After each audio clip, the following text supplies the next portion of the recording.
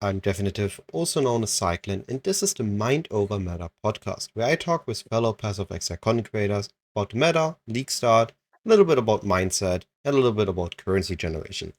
Today with me I have a Life Without Pants, who is taking an amazing take on the statistical side of passive exile and gathering data and taking a look at strategies. Hey Life Without Pants, would you like to introduce yourself first for those that do not know you? Sure. Yeah, I'm Life Without Pants, I guess. I've been playing Path of Exile for, I know, I started in the closed beta, but then stopped, and then came back in Harvest, I think it was, Harvest League.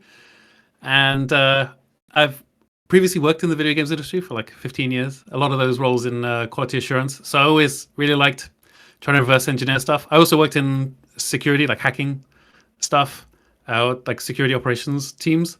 And so reverse engineering things and figuring out like job tables and stuff was always really fun and interesting to me when it came to like reversing engineering binaries or figuring out how APIs worked.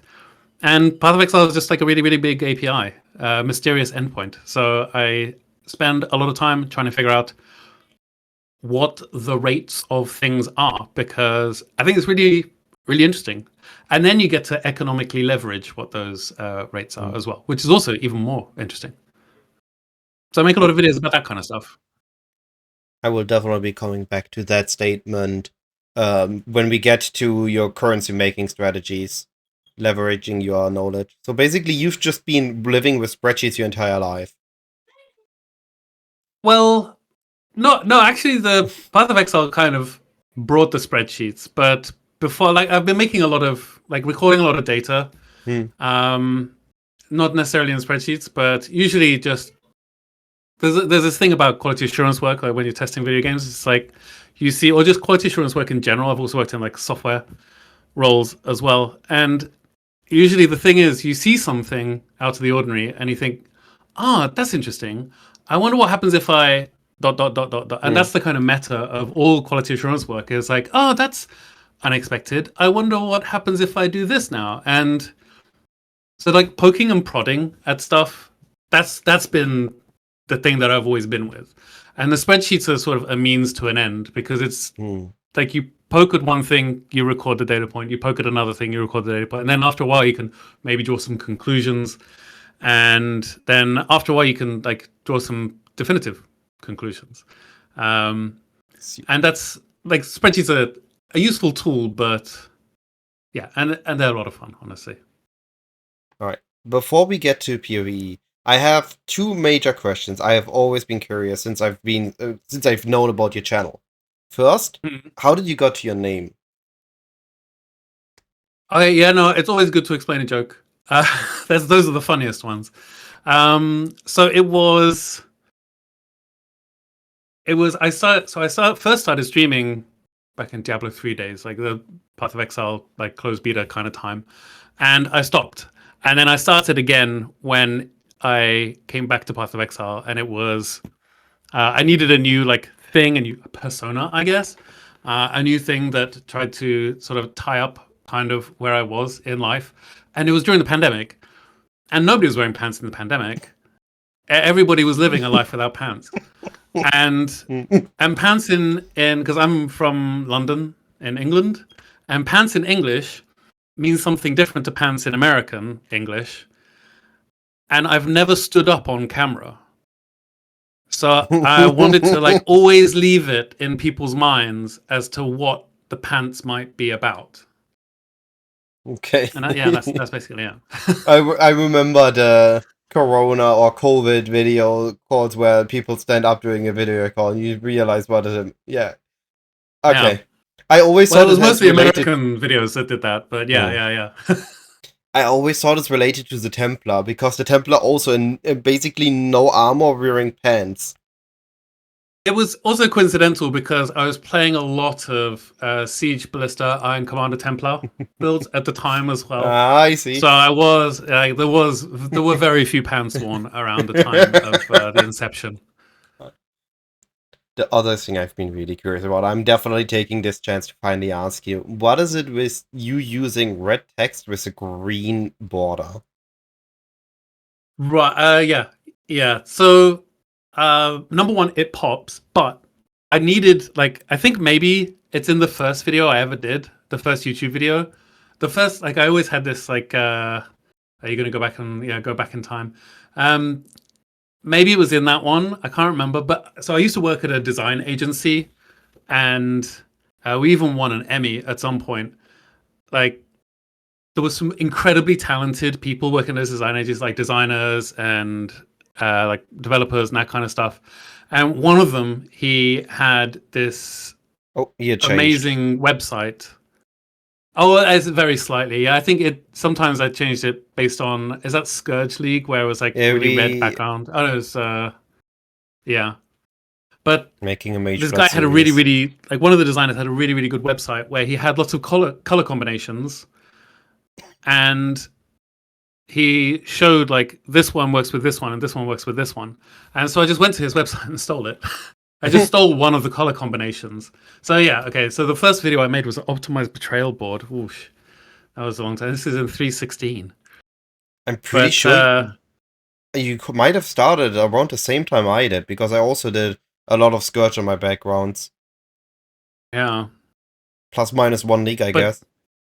Interesting. Yeah, but basically it was just I was using he still has his site up today with lots of different color combinations, and there's like a couple of hundred of them there. And he's a really he ended up designing like one of the logos for the Mars rover. So like he's a multi-planetary designer, and he's got an incredible set of like skills when it comes to color combinations and color matching. And so I just went to that page and I was like, he's still got this thing. I'm just gonna borrow one of the color combinations that I think pops out quite well on YouTube thumbnails. So definitely a unique brand. I mean, the thing is, if I just keep doing it forever, everybody's gonna associate it with me. Exactly, yeah. Like it's a unique way to have a brand established. Others, like let's say, for example, me. When we look at mine, what I do is I slapped the thing in, I started the background or the border or whatnot, tried a couple of things, but it's never gonna be as unique as big, bright red text with green border. That's gotta be one of a kind. I think unless somebody steals it. Nobody steal it, please. I always want to know a Life-Without-Pants video. I mean, I stole it, so I can't be mad if somebody else steals it. But the thing is, it's also at the mercy of how beige the high-res key art is from the press pack whenever we get it from GGG when they launch the league. So if it's something like, was it Crucible? Was that 315? No, Expedition. Crucible was I think 319 or 318 or something like that. It was just red everywhere, so it doesn't really work too well. But yeah, it was just theft. That's all it was, just theft. Can you send me the site with the color combinations at some point after the interview or after the talk? Yeah, absolutely. Yeah. No, I'm happy. Awesome. All right, then let's finally head into PoE with the first topic being the Mirage League. And more specifically, the Mirage as a league mechanic. Not the overall league, we get to that in a bit, but the Mirage mechanic. Really curious about your experience with it so far. I see you already made a Mage Blood. Was Mirage a big part of farming that? The opposite. I completely ignored Mirage. So, sadly, Beasts does not work with Mirage. And and it says day 4 build update, we got the belt. But I got the belt on a Sunday afternoon or something like that. So I usually have a very understanding wife, and she lets me stay up for like 30 hours from league launch until like the end of the next day. And I did that, and I think I had like 110 divines at the end of 30 hours or something. But just beast farm.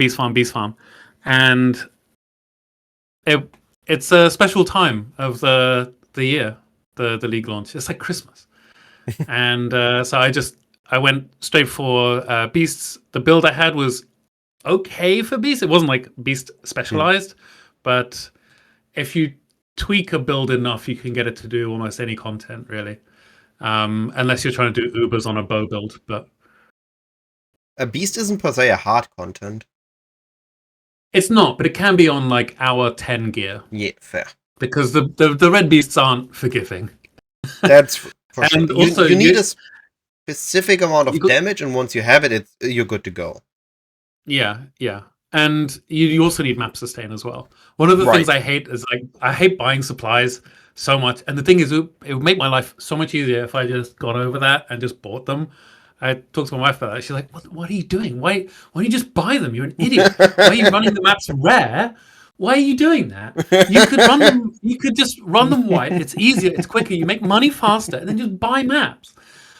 And I mean, she's right. But maps are also expensive at League Start. It is, and the thing is, with the buffed Black Morrigan rates, money doesn't really matter. Wait, the rate of Black Morrigans got buffed? Yeah, absolutely, 100%. I haven't recorded the data yet, but I have got the beast weights from the historical beast weights, because I think last one of the previous videos, if you go back, there's like a end of league science wrap up or something. I have a spreadsheet for, basically I did like 7,000 beasts. It will be right at the top, but no, not that. It will be right at the top of the list, like the last sort of 6-8 videos, something like that. I'm not sure if I can see it there. Where is it? But yeah, maybe I can send you later. But I did 7,000 beasts in Frisia, because then you can figure out, like, you can get a ton of beasts in a map in Frisia. And like you get basically 40 red beasts per map. So I did 30 maps, and I was around 800 red beasts after 30 maps. And I recorded all of the, I released all the beasts, and as I released them, I recorded all of the specific chances for each of the beasts. So this is without like the doubling, without the doubling scarab, or without the less common beasts are more likely, and without like increased chance for them to be from the wilds or the sands or whatever. And Black Morrigan is like 0.15 or 0.16%. So if you double it with the less common thing, you're looking at around like 0.3%. And so that means 1 in every 30-ish maps, 33, 35. And maybe if you do it with the more likely from the wilds as well, then it's more likely to be around 120, something like that. Yeah, and that's been my experience. That's what I wanted to say. 1 in 20 is always the experience I had with Morrigan farming. And there's a good video from Doth like 7 months ago as well. He did like a hyper optimized end of league beast farming build, and he had around that as well. And I was getting 1 every 10 maps this league at the beginning. It was nuts. I was like, there's no way they can be this common now. It's ridiculous. But they said they buffed them in between 2 to 4 times more likely for the harvest beasts. Yeah. But Black Morrigan's not a harvest beast, because it doesn't have wild, primal, or vivid in front of it. But it's more common, so I don't know I'll find out. Like later on at the end of the league, I'm going to find out, because the best 3 scarabs of the herd are like dirt cheap now. They're like 1C or something. Yeah, beasts. So I'm going to do like maybe 20,000, 50,000 beasts or something and record it all, because I like doing that. But yeah, so we were going to talk about Mirage. Yes, so Mirage Mechanic. Quickly to this though, Beast for me is an absolute late game strategy. Like I do that week 4, week 5, week 6, shortly before I finish the league, just because I need a quick currency boost to get my specific item, and that's where usually when I run Beast. But then it's like crazy profitable, because the harvest beasts were just crazy expensive. But as a league start strategy, and this lucrative that a day 4 Mage Blood, that is pretty insane. I mean, it was day 3 Mage Blood. Day 3 Mage Blood. Yeah, and it's lots of the beasts had almost no value as well, because they changed all the awakened gems are gone, so there's no reroll awakened gem anymore. There's no plus level to awakened gem. Those ones changed, and they're just the prices are in the toilet. So, but then weirdly, other beasts were extremely expensive. So like a Krakic Sand Spitter, which is like this little like a little skittering dude, there's like 50C. Wow. For this, because it's the Black Morrigan recipe to add all the links. Yeah. So you have to have a Black Morrigan and a Krakic Sand Spitter in order to do the 6 linking with the Black Morrigan. Hey, beast farming might actually be a solid league start strategy. I need to keep that in mind for next league. It is really strong, even when you see. Time to pack out the Toxic Ring Caustic Arrow. Even when you see the Scarabs at 10C each, and you're like, oh, I can't afford 10C. It's worth it. It's worth it because also everybody wants what is the Fenimore? No, the Farrick Tiger Alpha. Everybody wants that as well because it's Farrell's fur because it opens a portal to Farris's den, and then the Bloodline as well. So there's double reason for people needing the Farrick Tiger Alpha, and those were like 30 or 40C, and they're like 0.3% chance on a baseline. So they're you're looking at like almost one every like 10 maps or something easily. I'm going to beast farming next league. It's really strong, honestly. And the thing is, the Mirage doesn't do anything for it. And that makes it even more appealing because everybody's going to be doing something they can double up in Mirage, which means that people aren't doing beast farming so much. So it pushes it up a bit more. I was really sad that they changed the Krakic Vassal beast recipe at the very, just on the 5th day after the patch notes had come out. They're like, oh, and the Krakic Vassal doesn't do what it did anymore because it was like corrupt a map to 30% quality. And I was like, oh man, with the 25% you get from the Atlas as a base quantity, and then the 30%, people are going to really want that. And then they changed it, which is a shame. But I because I was trying to go fast to get to the beasts, I did it a couple of times. I always remember what Tai says in a lot of his videos is on the league start, get to tier 16s as quickly as you can, and try the league mechanic a couple of times. If it gives you a bunch of stuff, do it more. But don't do it if it doesn't give you anything. If it just repeatedly doesn't give you much, don't do it. And Mirage, when you're getting to T16s, you got there's 3 sort of phases. There's like campaign, then early mapping, and then when you settled into a T16 farm. And in campaign and early mapping, it doesn't really give you much because you haven't invested in those mechanics a lot. I felt in campaign it was really good. During it with the right randomly spawned league mechanic, like you had so many essences, for example. In the campaign, I wasn't like, I mean, you have a couple of essences. Usually I do like 2 essences during the campaign and I'm off because I just need I need a bow or I need a wand or whatever. To be I get fair, the Dweller Hatred essence and that's it.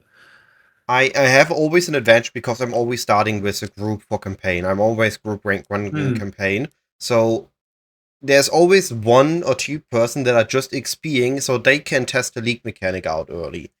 And I felt that whenever I had a chance to XP, I always were looking for the Mirage Zone because it was just filled with magic packs and boxes or essences because those were the most common league mechanics to spawn in campaign. So it was insane for XP, and getting rares, just random rares, was good. Now, we didn't have the time to go inside because there was the next call to get the next completion thing in a moment. But just getting the XP and the rares was massive on it. So, for example, for BPL or GSF or anything what's going to happen in the coming weeks, I'm definitely going to utilize that for campaign. But early maps, I completely agree. Early maps, Mirage felt way too empty. The wishes were not doing nearly enough unless you got that one specific Giga Lucky, like Name the Seer early. Didn't felt great, but endgame is a moment you had a farm mechanic you wanted to target. It felt insane. And it felt a little underwhelming. And then I got into tier 16 maps, and I was like, it's okay. And I got to ignore it for a while because I just want to focus on the belt, and then all the other stuff I can worry about later. But the belt goes up in price so quickly that I just wanted to get it out of the way. So but since then, since I've started doing the tier 16 stuff, settled into tier 16 farms, I've been messing around with different things. So I tried, Neversink put out a video on ritual farming this morning, and I tried that. And he always does ritual. Every league, he does ritual. And I just like what a man likes. It's I want to like it, but it's just I don't like gambling so much. So, and it's just I a slot completely machine. agree on that. Yeah, it's just a slot machine, and you're like going for how many rerolls, or like each reroll click is just another like pull on the slot machine, and so that yeah, I see the power of the ritual stuff, and it's not for me. I was trying boxes today. Yay, boxes! I've been in box prison too long. I mean, I watched your video on boxes, and I was like, oh, yeah, okay, yeah. But I didn't. Like, I clearly wasn't paying enough attention when I was watching it because when I started doing boxes, I opened every box, and I think you specifically say, don't open every single box. Don't do that because it's a waste. And I Yeah. was clicking on all the boxes, and I'm like, wow. I mean, I'm getting a divine every 1,000 strong boxes, so Yeah. clearly it's fine. Like I'm getting a So raw divine from all of them. the thing with But boxes is it's actually different to how we previously run it. Previously, when we run it in T17s, every time you open the box, you also get a bunch of enemies, and they had like 100% more chance for scarabs, 100% chance more for currency. Because we did it in Fortress, right? We did it with barrels yeah, combined, and all the enemies had a chance to drop something. So we did want to kill all the enemies because it was a very, very crude imitation of enraged boxes, basically. And in enraged boxes, we used yeah. to really just want all the enemies, Yeah. right? We didn't care about the box loot. But now, It had it like completely 500% shifted. quantity for enraged ones, right? The Arcanists and Diviners are there on the sideline. We don't actually care for them that much because we really just, if we get a Divine or if we get a good div card, that's awesome, we're happy. But all the stable currency is in the Scarab. So you just rush the Mirage, you ignore everything that isn't an Yeah. Arcanist, Diviners, or Operative, and you open specifically every Operative as fast as possible. And you preferably want to be out of the map in 3 minutes. Yeah. And I hate leaving all that, like, and I know logically that that's what you're supposed to do, and I hate leaving all that value like on the table. It feels like you're just leaving money on the table. But And you're so not. if there's like 8 boxes next to each other and they all have detonate dead, I'm clicking all of them. I'm clicking all of them, and I'm praying that my block and the spell block works, and So, I get something good out of it. And my totems, my poor totems, you know they what you take need to the do? brunt of the detonate dead.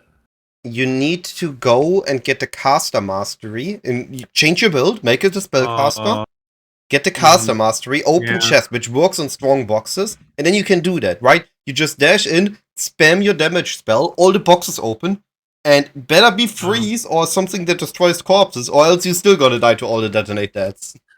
You know what? The thing is, I actually have taken a caster wheel in my build already. Oh, So all I need to do is free up a gem because there's one cast. I can't easy. remember what I used it for. I think I used it for blight, like science before, because I didn't want to click on a billion blight things. Yeah, And then do that. it's one where you channel onto the ground or something, and it's like 0.01 second cast time. So I could just take that and then There you go. But now you have a better time with boxes. I'm just gonna ignore boxes. So to return quickly and finish the Mirage, and then we can talk about other strats as we have already basically been doing. But your overall thought on Mirage and the impact it had on what strats are good this league. Overall, Mirage good, Mirage bad? What do you think? I love it. I think it's great. There's so much stuff that there's so many spreadsheets to be made.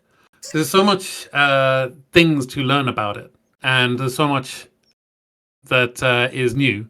I think it's a complete banger. Like they really knocked it out of the park with this one. The new harvest seeds are like insanely good. The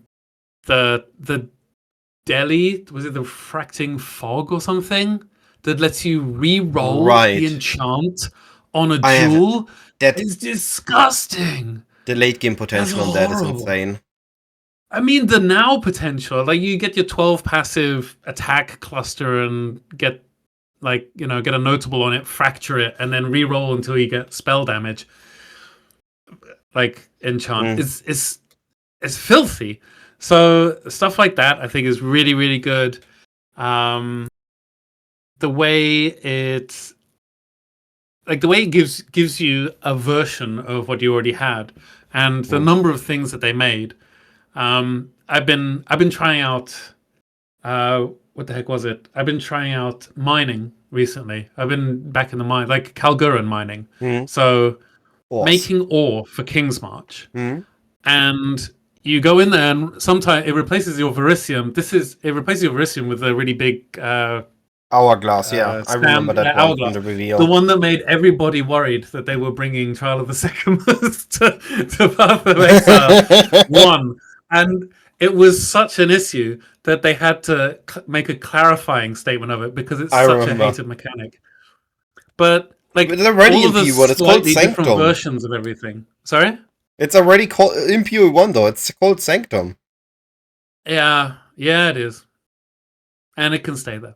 But it's got like they've got like a slightly different version of all these things.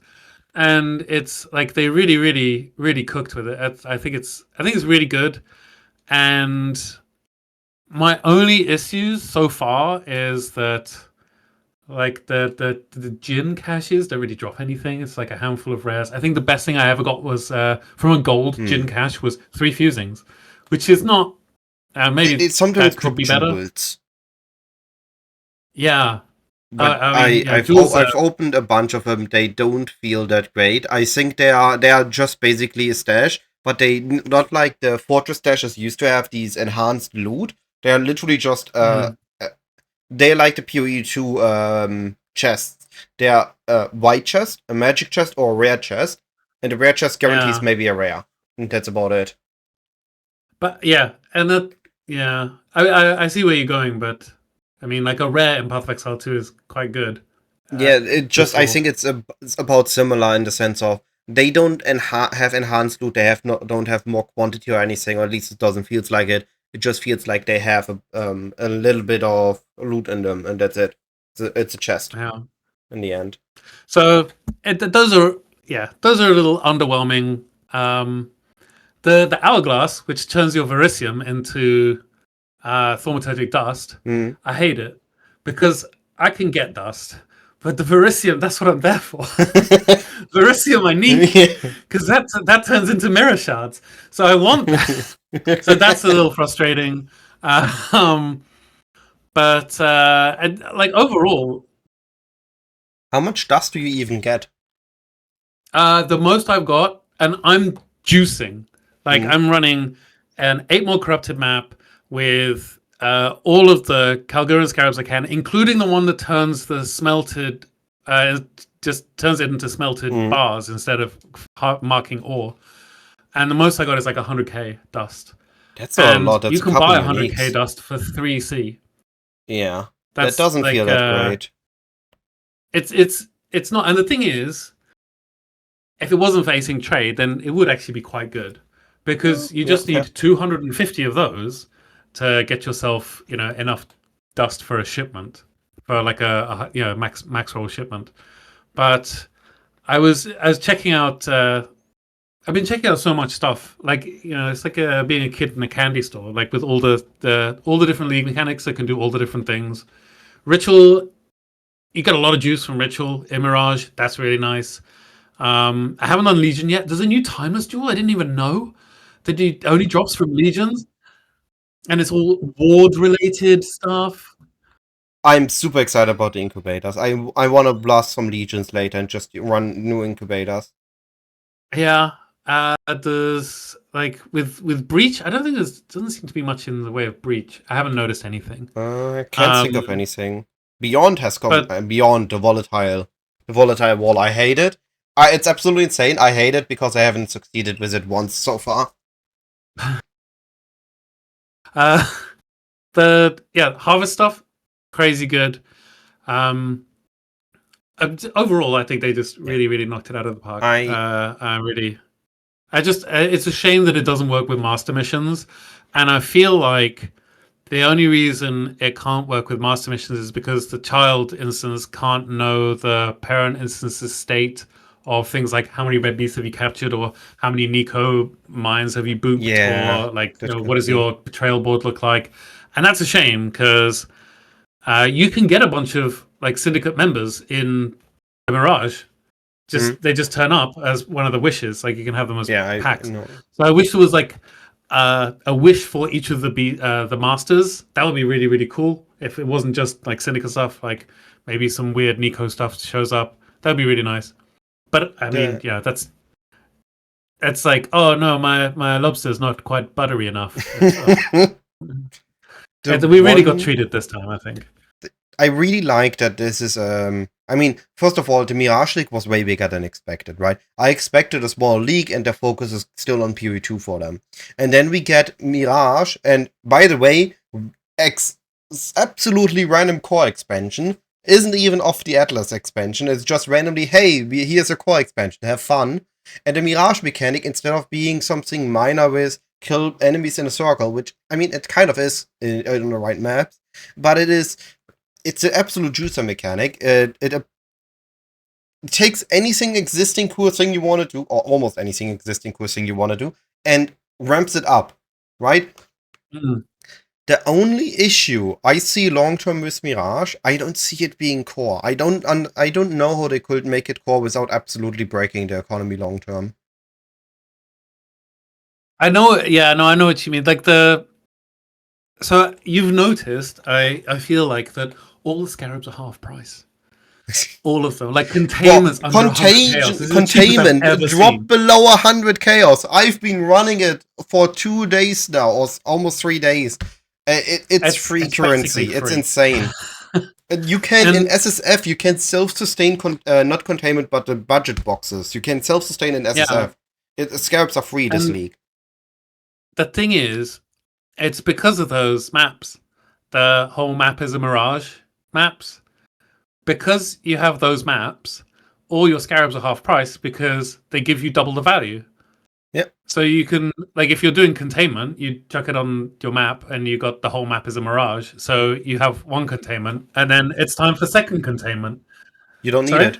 You don't need it for containment in theory. If containment drops further, I'm just going to stop using Mirage maps. Because if I do it on Haunted Mansion, all the containment boxes are at one corner. This one corner is almost guaranteed in the Mirage. Haunted Mansion packs literally 20 boxes in one small outside area, and then the rest are in the pathways connecting to it or around the boss room. So there are only 2 places where it can place boxes. Which means that if containment just drops further, you don't need Mirage map, you just sometimes have, oh, I guess I don't get any boxes this map. Whatever, I lost 50 chaos. Next map, I gain 3 divines again. And also, I mean, Fortress got nerfed with barrels as well. So I don't really need containment as much. So, the demand has gone down for it, and the juicer Scarabs, they're still kind of expensive. So the Bloodlines, that's always going to be up there, Breach, Ultimatum, those have been my main things the last couple of days. And I think those are going to stay there. I mean, I just want to check on the side here. I got the Scarab thing up. So Bloodlines, Containment, Resonant Cascade, Catalyzing, Preservation, because maybe you just don't have to use your Scarabs at all.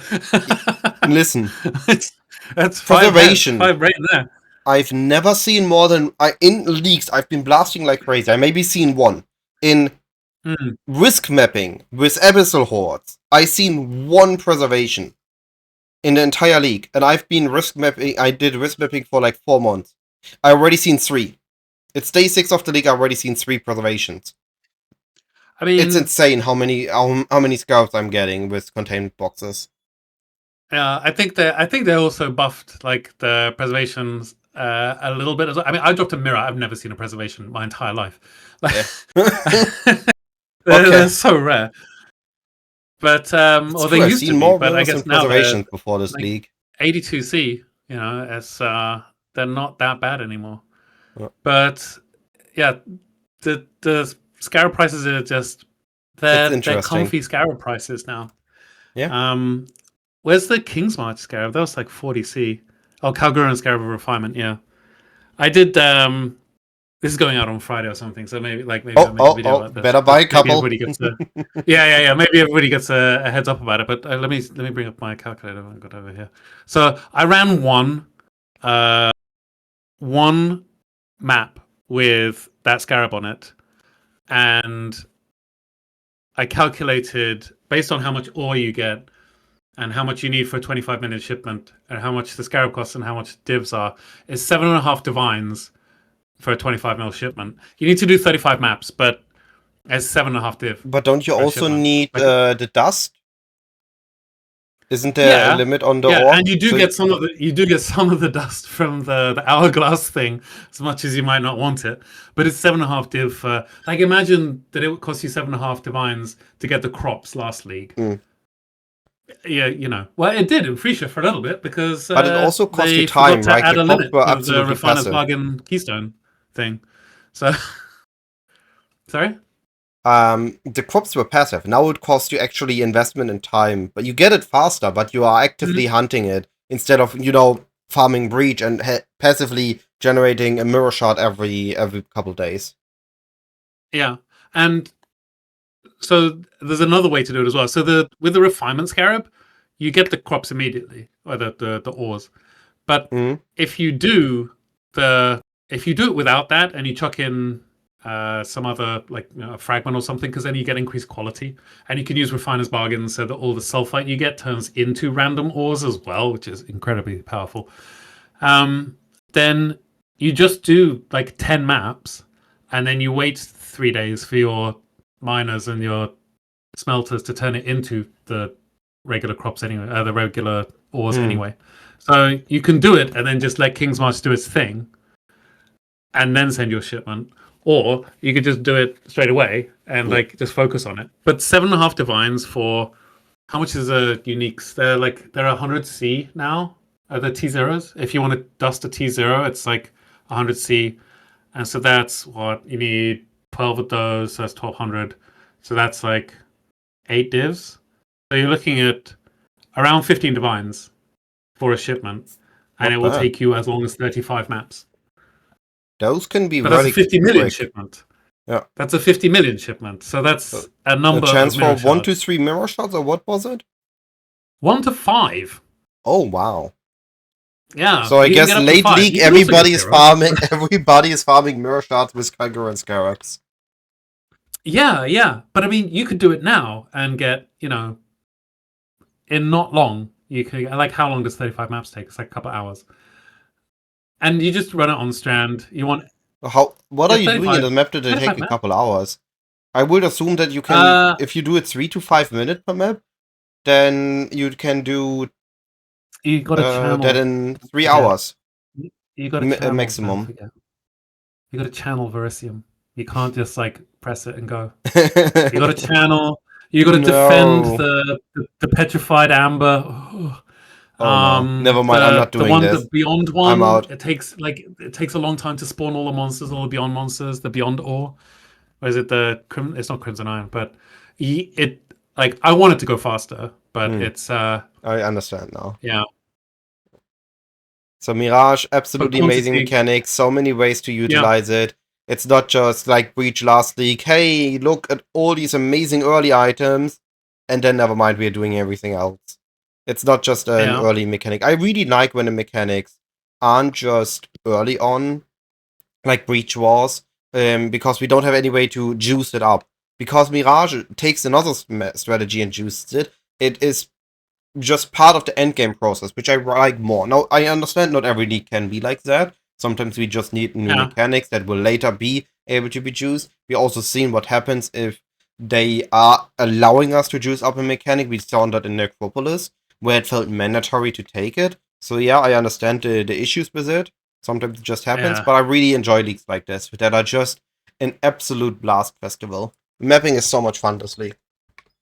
It is, and that some of the I feel like a lot of the bits of they do this all the time. Is they take a few bits from the league and they throw those in core somehow, and then we're left with maybe the league mechanic itself doesn't go core, but the parts of it do. And the new Val Orb as well.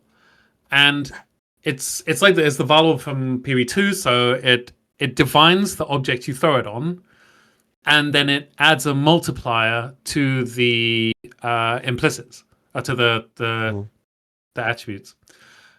And it's not the same one from Path of Exile 2, because that only goes to 1.2. This one definitely goes to 1.25, because there is a 5 flask mage blood on it. We saw that one. Or it's rounding. It could be 1.2, but it's rounding. But Path of Exile doesn't round up in favor of the player. That's a core part of the game. Oh, I don't know. But this is definitely like one of these items with, if you don't have a goal to go this league for, maybe it's a 5 flask mage blood. Or it's a shrine belt with 2 mods, which apparently is rarer than a mirror. A good double shrine belt is apparently rarer than a mirror. I ID'd full stash tab a couple days ago for a buddy. We saw not one single good belt. The best we saw was, I think it was Impenetrable and Gloom for 15 divines. Everything else was less than 10 chaos. Wow.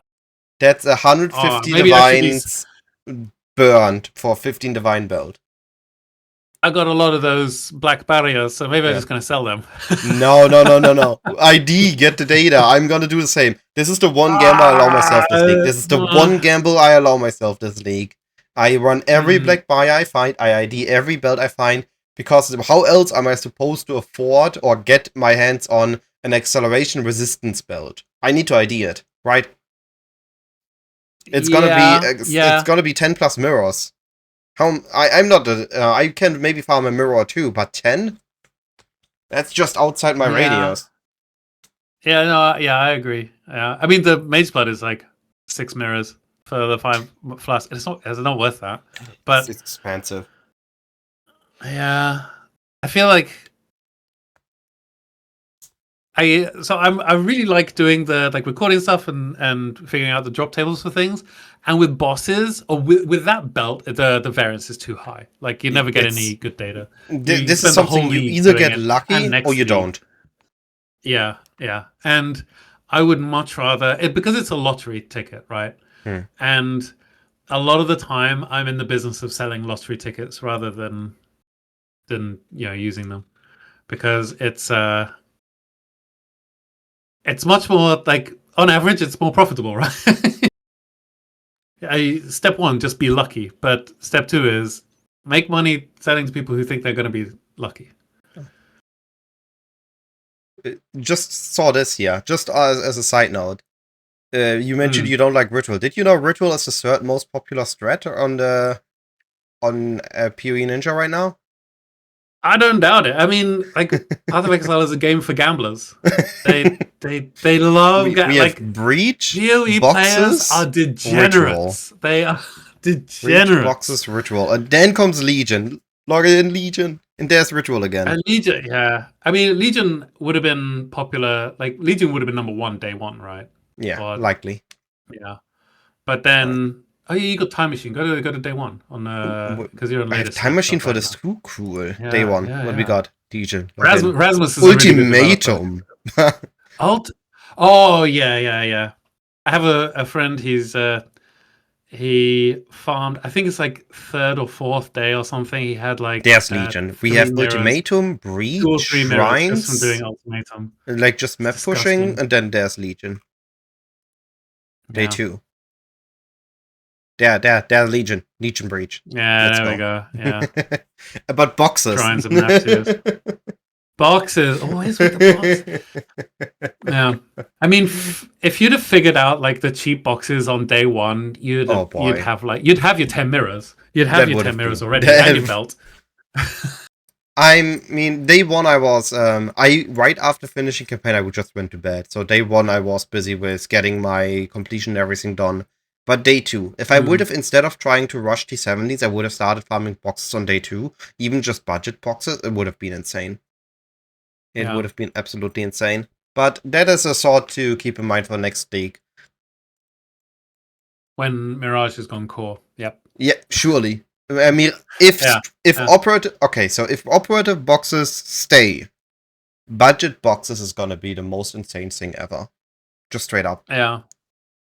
I feel like I know that they don't really care about sunk cost fallacy, but I feel like they've developed too many things to just throw it all away. And Yeah. I say that knowing full well that they've thrown away, like they just threw away Harbinger, they just threw away Prophecy, that like poor Parandus, Tane, they've all gone the way of the Mercenaries is dinosaurs. on the bench. Yeah, Pride of the they're Ancestors. they're fine with throwing stuff away, but like the Rancor seed recipes for harvest, So they're good. really good. That like all of the like the Varlorbs and all of the crafting materials and stuff, like the borrowed power for sure. Like the coins are gone; they're gonna get deleted. But all the rest of it, I feel like Volatile, please let just sort Volatile of, stay. it fits I hate too it, well but it's into the game. yeah. We will have to see. Maybe they incorporate it in kind of, hey, here are some notes to actually just change the mechanics to incorporate that, but we will have to see. Yeah. Maybe it'll be like Affliction or Sentinel, and it just turns up like 8% of the time in a map. I don't know if I would like that. I mean, I'll take it if it's the only version. Yeah. If it's that or nothing, I'll take it. What do you think of the build meta? Trying a little bit shifting away from the strategies. What do you think of the build meta distribution? Well, I mean, Kinetic Fusillade is a good league starter, and I think it shows in Piri Ninja. I was messing around with Kinetic Fusillade, Self-Cast, and Totem version at the end of last league, because I was like, I just basically discovered it like halfway through the league, and I was like, oh, maybe this is actually not bad. I kind of like this. And then I started looking at other people's versions, and I was like, yeah, no, that will kind of all make sense. And then I saw like, oh no, Lolcohol's gonna do it, and Palstron's gonna do it, and Lolcohol, no, everybody's gonna do it. He started it. Gonna do it. Lolcohol is allowed to continue on it. He's an OG for that. He went for it when nobody knew how good it was gonna be. Yeah, he started last league. For sure. And like, I really wanted to try it out, and I put together a league starter, and I was like, okay, I think this is gonna be really good. And then I saw like Palstron was doing it, like, oh no. All the price of all my items just went up a lot. But yeah, Kinetic Fusillade, it's number one by far. Like, it's like double everything else, right? And then it's Elemental Hit, which is, I think, Ruse build from like Freesia. That was as on Slayer, I think. Oh, baited by Cat, yeah. But that's really strong. I tested it in when I was thinking about doing it in Freesia, and it was strong. The issue is you're playing Elemental Hit. Like, I played Elemental Hit of the Spectrum on a bow. That was fantastic. Yeah. Elemental Hit on Slayer is... If they wouldn't have changed the Breach Lord Ascendancy, that would have been... the number would have been higher than Fusillade. Absolutely. But it would also be like you got 2.5k base damage. Like, more than a mirror fizz weapon. Would have been insane, it would have been insane. Yeah, and they said, like, oh, it's going to be fun. Just do it. It's going to be broken for a league. And then later on, they're like, we're specifically going to change the Ascendancy to mention that it doesn't work with Elemental Hit. And that, yeah. I mean, I'm not a fan of melee unless the melee incorporates projectiles somehow, so ranged. Like, my favorite melee build was Lightning Strike. And, yeah. Elemental Hit, I'm not a huge fan of, but I think because it's league starter stuff now, right? Like, we're gonna see, and there's 5% RF, like, Senior Citizens unite. Clustering is rising. And then Shock Nova was a really cool skill. Yeah, that looked really good as well. And I think we're gonna see, whatever Fubgun is using, we're gonna see that come up to like 5% easily. I think he's on Lightning. Yeah, he's just classic bows, right? We see Fubgun and bows. We saw Pro Play doing basically the same thing, but on a Wander now. We have Zushi on clustering. We're gonna be seeing a lot of Mana Mans with Shock Nova, I assume. I think those are gonna be the major players in coming days as the people get to their build too, as the meta shift happens. We're gonna see, I think, more elemental hits stay likely, and I think we're gonna be seeing a lot of useless people transition to strength stackers, as it's under similar ascendancy and easy to transition into. Yeah. I think I might go bows. It's been a long time since it's been a good bow blasting league. I'm decided not to go bows. I'm so tempted to just go bows and just do the exact same thing as everyone else, but I want to do something special this league. So I have something planned. Still needs a little bit more time to ripen, but I'm excited to not be on bows. Is it chain hook totems? No, it's not. Ah. I'm not Methil. One day I'll get the build I dream of. I remember that time when Methil uploaded a video starting with, "Hey, this is chain hook. I made it work. Don't try it." Yeah. I mean, if anybody's gonna get it to work, it's Methil. Yeah. Big respect. He's the king of here is one weird skill, here's one weird unique, here's how they all work together with this ascendancy. One cyclone. With a massive shrine belt. Yo! Okay, yeah. Simply buy a massive shrine belt. Is that fractured dictators or flaring or merciless or something on that sword? Looks like it. Oof. 184. But only 29 hybrid, so it's a low hybrid roll. Could have made it higher hybrid. I'm also surprised there's no Void Shock Nova. Void Shockwave. I would have expected everyone to use that. I think we've only started to see the beginning of the corrupted gems, because that's fair. I haven't even got the right one for my build yet. I can't even use one. You can't? I'm summoned Phantasm. Because you're Soul Rest, aren't you? My main skill is an item, so I cannot use. I summon Phantasm 21. I have been using Congregation, but I am unable to use any other fancy stuff. This build, I've been since day 3. I've not changed the build by now. I'm running on the same build, preparing my new one, just working slowly at it. You can because this is do it on everything else. I mean, say if you got shield charge, faster attacks, momentum support. But it didn't feel worth it. Adding whatever you want.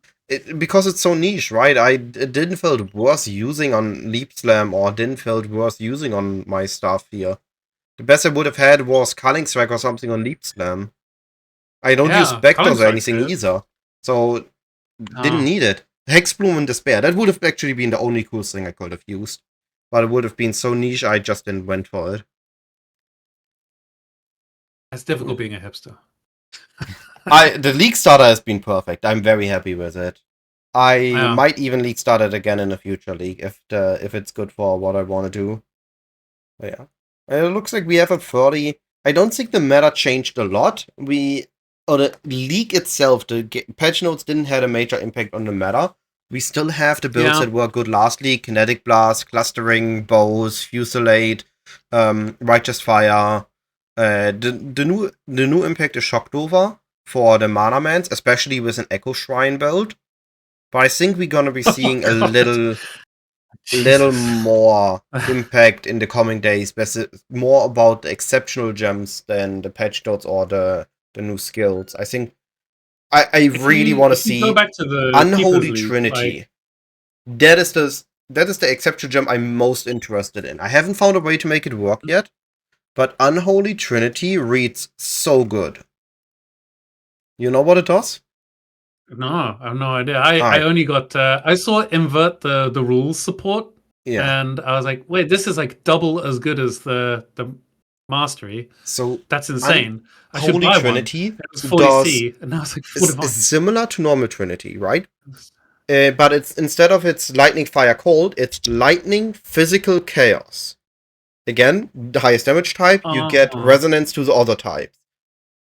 But you get 7% at max level for 10 of the lowest, so you get the lowest is going to be 50 if you have everything at max, so that's going to be 35% more damage. which aligns with the normal skill gem, or with other good support gems.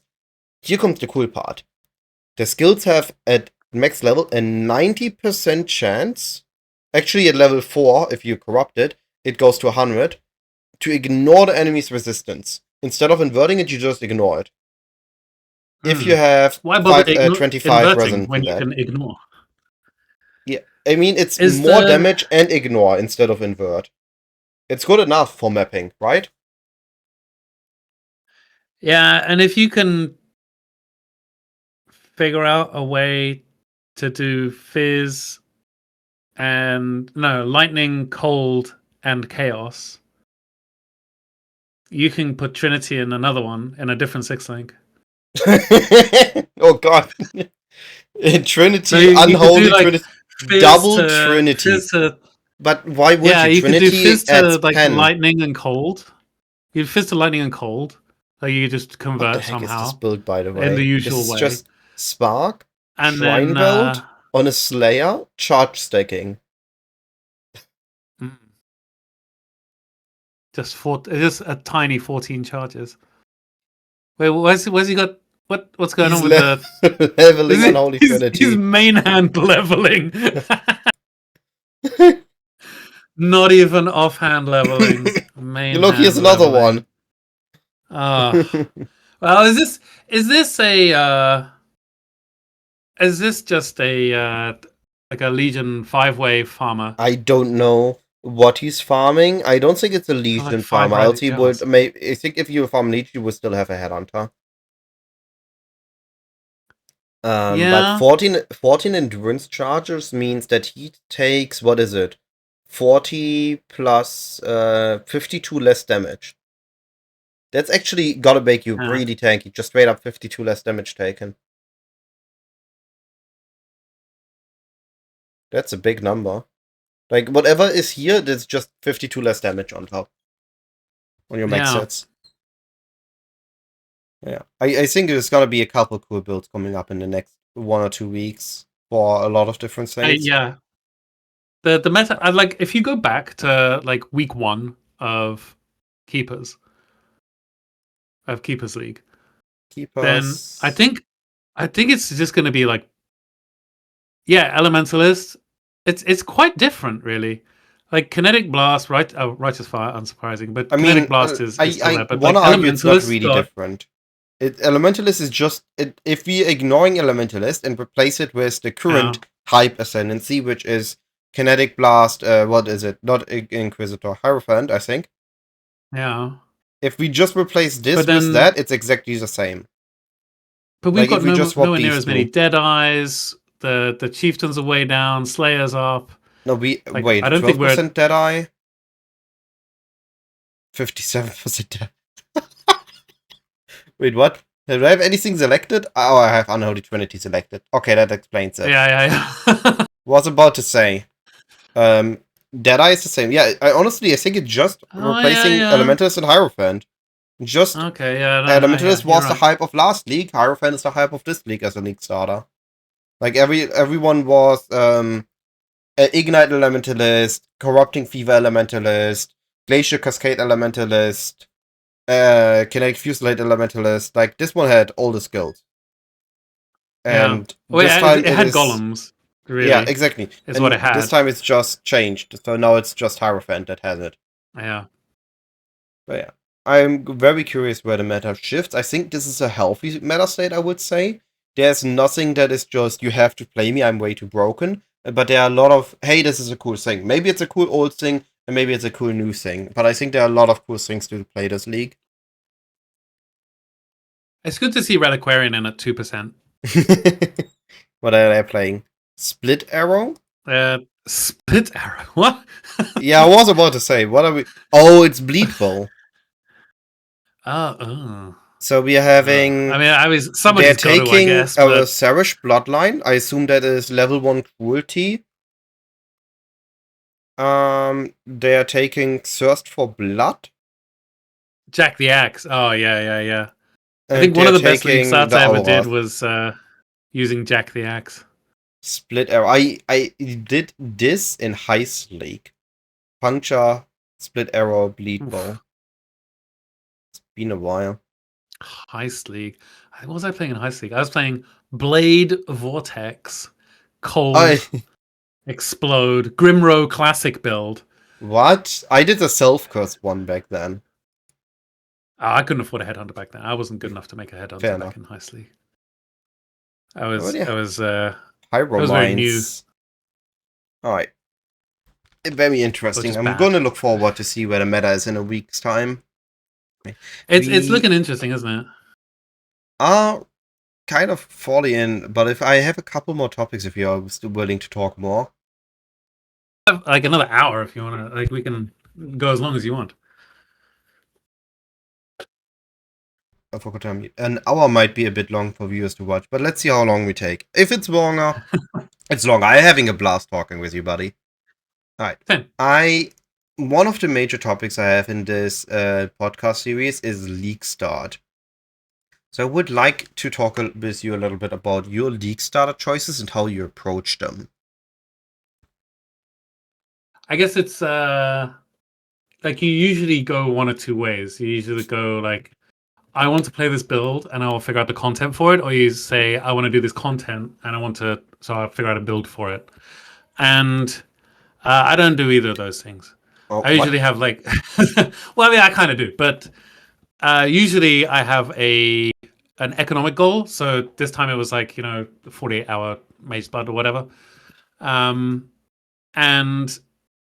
I also usually have like ancillary goals, like other things I want to do. Mm-hmm. And almost always one of them is like, I want to research XYZ thing. So like this league, I know I need to make a ranger at some point because I know I want to do 20,000 beasts because now they changed the drop rates for them. And I did them before. So I'm gonna have to dip back into doing Toxic Grain again so that I can farm 20,000, 50,000 beasts and figure out what the rates for them are. But a lot of the time when it comes to league starts, I've never killed an Uber in Path of Exile, not one. What? Yeah. I just never really like bossing that much. Yeah, that looks like exactly the build that I'm probably gonna make. Except there'll be a very dusty Mage Blood on it. I got quite worn out. But so I also want to do all the Ubers this league. I think this is a league to get like 40 out of 40 challenges for me. So I want to do it. It makes me feel like a real Path of Exile player if I've done that once at least. So I knew I wanted to do a bunch of I wanted to have no issues clearing the Atlas. I wanted to have no difficulty doing like the Nightmare maps. Like getting all the Atlas points, doing the Fear, that kind of stuff. Getting all your points and stuff like that. And I wanted to do it all pretty much solo. I don't want to buy any carries or anything. I did buy Maven, but it's just because I suck at the memory game. Which is why the easiest one. I don't have to. I know, right? I did 100 Mavens in a row once because I was like, right, we just got to sit down and learn this goddamn fight. And I did it on stream. I learned it on Cyclone. Do it. Oh my god. I learned Cirrus on Cyclone, and that's a terrible one to do because he goes up in the air and you're like, oh my god, I'm cycloning. What's this thing killing me on the floor? That was tough. Yeah. But I knew I wanted to do everything on my league starter and get most of the challenges done. So, and I've been testing out like Kinetic Fusillade. And I was like, you know what? Kinetic Fusillade is going to be a banger. And they buff totems as well. So I'm definitely going to do that. And I'm going to do beasts to get the belt. And then I'm going to figure out what I want to do afterwards. But sometimes I guess it all depends on what my goals are and what the league looks like it's going to be as well. So when they do the reveal, you get an idea of it's a mapping league, it's a crafting league, it's a bossing league, that kind of thing. Yeah. And so maybe my league starter or the way I approach league start will reflect that. I feel like it absolutely did this time. That's still the second way what you described. You don't choose a starter and force it into and force the content around it, but you look at the content. Maybe it's what you want to do, or maybe it's what you think is good. But you choose a content or a goal or something to work towards, And then you choose the best starter that fits your criteria for fun and enjoyable to fulfill that goal. Yeah. Yeah, it I does have also to be like fun that and approach a enjoyable. lot. That's why I often end up on both or mines. Map fast or kill Yeah. bosses fast. What is the best for it? Both or mines. This is the both, first time I yeah. decided my primary goal is to not have 100 deaths on day one.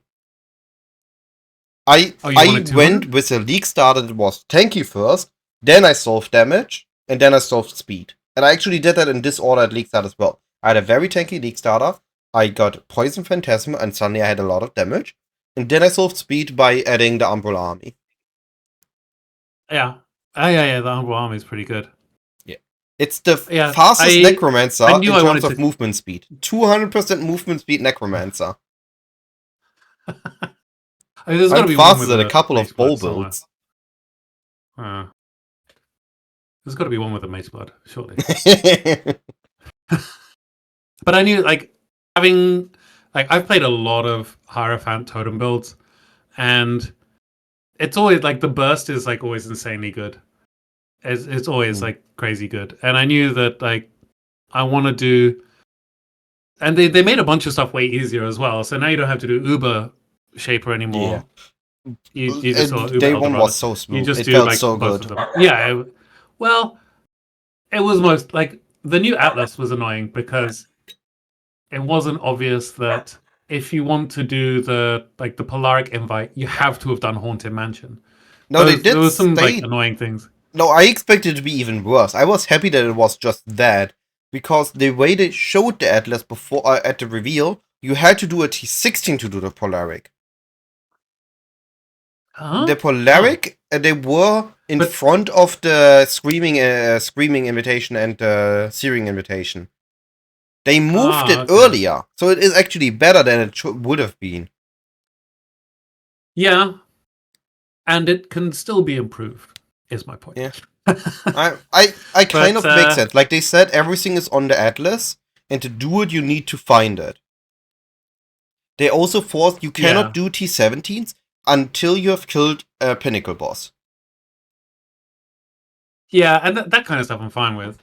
But I think the issue is like if you go in the wrong, like if you go towards the top right quadrant, that's fair. And you're like, oh, I'm going to do my Eater and Elder, my Exarch and Eater now. You're like, oh, I didn't do any of the bottom left. I've got to do 10, 15, 16 maps before I can. Yeah, I agree. I went bottom left first, so I didn't have that issue. Because I looked at the image, I knew where Eta Exarch was supposed to be, that's why I went there first. But I understand that is knowledge that I acquired by actively looking for it. Somebody that doesn't have that is gonna have a rough time, right? It is the number one question I've had in Twitch chat for the whole week. Is like, I just finished a campaign, I want to do a Blighted map, but how do I do it? Like, you have to find the Blighted Lands, which is attached to a tier 4 somewhere, at the bottom left, I think. Like, those things, they could have made it a lot more obvious, or they could have emphasized it a bit more. But, I mean, I wanted to play Kinetic Fusillade because I knew that I was going to have a good time doing all the Pinnacle bosses, doing all the invites. It was really strong for that stuff. And that's stuff that a lot of the time in the past, if I'm playing a bow build, then you go into doing like not the remembered, but say the hidden or something, and you're like, I don't know if I've got the damage for this. I know I don't have the tank for this. Nope, you don't. Yeah, exactly. I might have to buy a carry for this, and that I hate that feeling. I really hated it. So I was absolutely fine with playing something I knew was going to be tanky, and it's got a single target for it, and may not have the best clear. And the thing is, I think Kinetic Fusillade's got really amazing clear, especially if you use Sniper's Mark on stuff. Because then just, like, all the projectiles go everywhere on the screen. So that has to be satisfying. Yeah. It's weird. Like, I was using Elemental Weakness, Ellie Weak, attached to Cast on Crit on Frenzy with GMP. And then somebody mentioned in a YouTube comment, oh, you're using Invert the Rules, which is like, my 38% chance to treat enemy resistances as inverted. Ellie Weak doesn't help. Yeah, that's because then I'm reducing the amount that they're inverted by. So I was like, oh yeah, holy guacamole, you're right. So I changed it today, and then as soon as I get Sniper's Mark on like a rare, or I mean not a rare, but like a unique monster, then the whole screen just turns into bullet hell for all of the other monsters around them. It's beautiful. Oh, wow, all rare gear. I'm a weakness. Holy. He's doing weakness. But yeah, if you're using invert the rules, then you can't be using Ellie weak because it's it's you're the same actively with bricking your inversion. DPS. As somebody that played bow every league, I know this by heart. You don't stack minus resistance with inversion. You only stack pen. Mm. That's just the way you do it. Yeah. Taking a look But yeah, back oh, sorry. Yeah. No, continue what you wanted to say. I was just going to say, it's been a really good league start. Like, I would say the smoothest one yet. And, for me as well. I think part of that's also the changes to the Atlas as well. I didn't had a mage build or headhunter at the end of day 1 or 2, not even by the day 3. I went for the shrine build at early day 4. I basically had the currency day 3 and bought it day 4. I still am not able to use it because it's for my next build, but that's beside the point. I finished 136 points, all void stones, and did my first 2 T17s on day 1. And day 2 I did all T17s. I could have done 138 points. It's one of my best league starts yet in terms of progression. I just didn't follow it up by farming 100 diff day 2. Did you?